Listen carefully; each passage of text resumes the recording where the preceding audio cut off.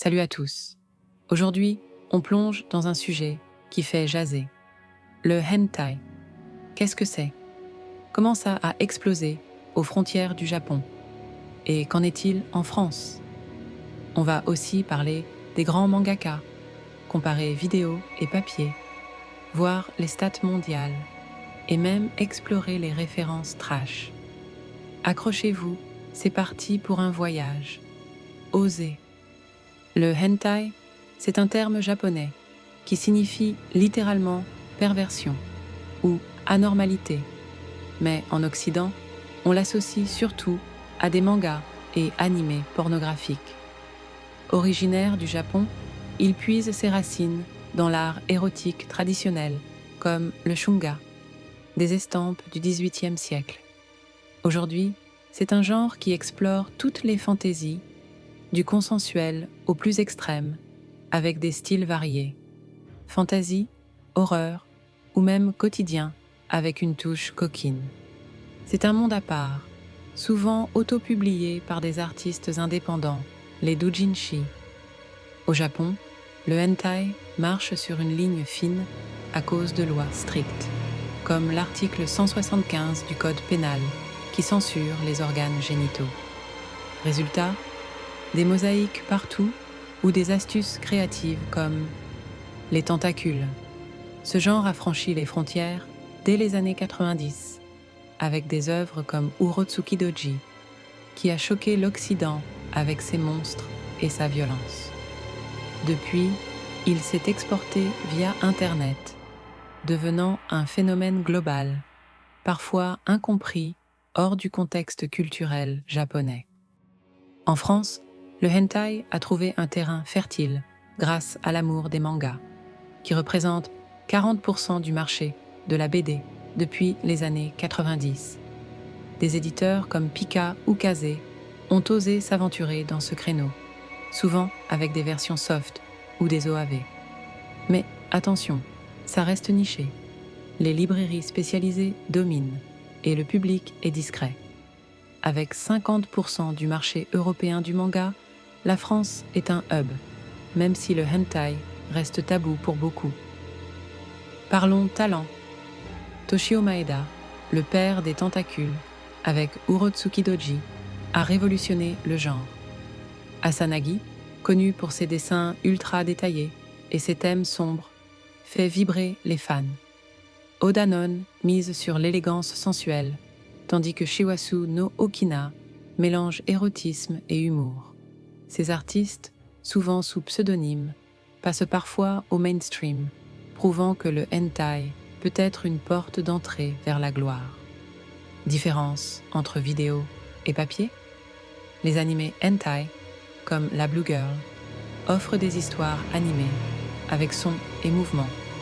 Mais la censure japonaise oblige des flous. Le format papier, comme les mangas, donne plus de liberté aux détails, avec des dessins statiques, mais souvent plus explicites hors Japon.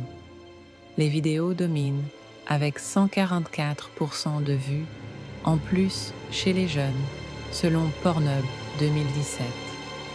Mais le papier garde un charme collector. Les chiffres parlent. En 2017, hentai était dans le top 10 des recherches Pornhub, avec les 34 ans et moins 3 fois plus fans que les plus âgés.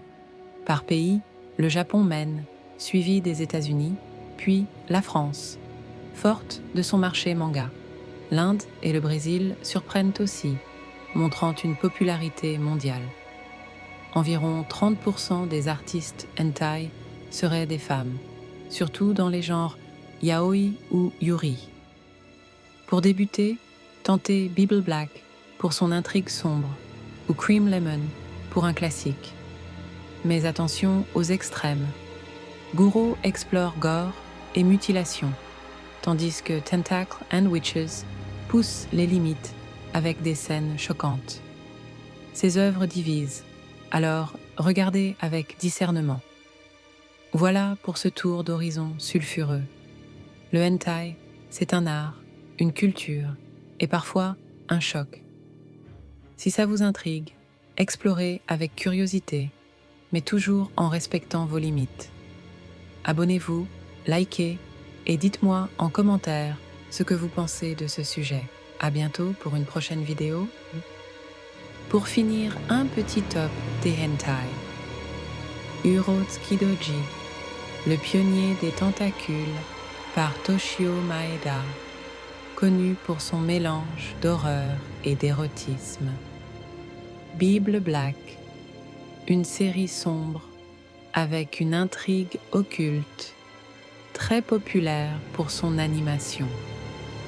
La Blue Girl, une ninja érotique de Toshio Maeda, célèbre pour ses combats sensuels. Kriam Lemon, une anthologie culte des années 80, explorant divers fantasmes, disciplines, œuvre de Shiwasu no Okina, mêlant école et érotisme humoristique. Euphoria, basée sur le manga d'Asanagi, connu pour son style psychologique intense. Dragon Pink, aventure fantastique médiévale avec des éléments de soumission. Kite, un mélange de violence et d'érotisme, controversé mais marquant. Akisora, histoire controversée d'inceste entre frères et sœurs, très discutée.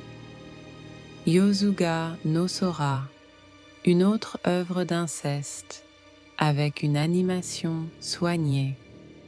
Taimanin Asagi, série d'action érotique avec des ninjas, très populaire en OAV.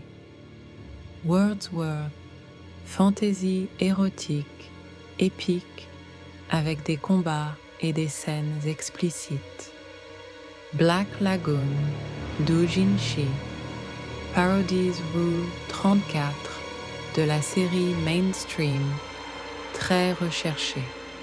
Overflow, une série moderne, centrée sur des relations intimes entre colocataires.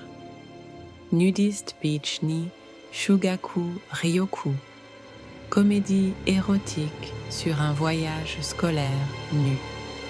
Harem Camp, aventure en plein air avec des éléments harem, récente et populaire. Saimin Seishidu, hypnose et manipulation, un thème récurrent apprécié. Isekai Harem, fantaisie érotique dans un monde parallèle, tendance actuelle. Shoujo Ramon, controversé pour ses thèmes lolicon mais influent. Nuki Doki, Tenshi to Akuma no Sakusei Battle, combats érotiques entre anges et démons. Les dessins de cette vidéo sont de MrFX. Merci pour votre passage sur ma vidéo. Abonnez-vous.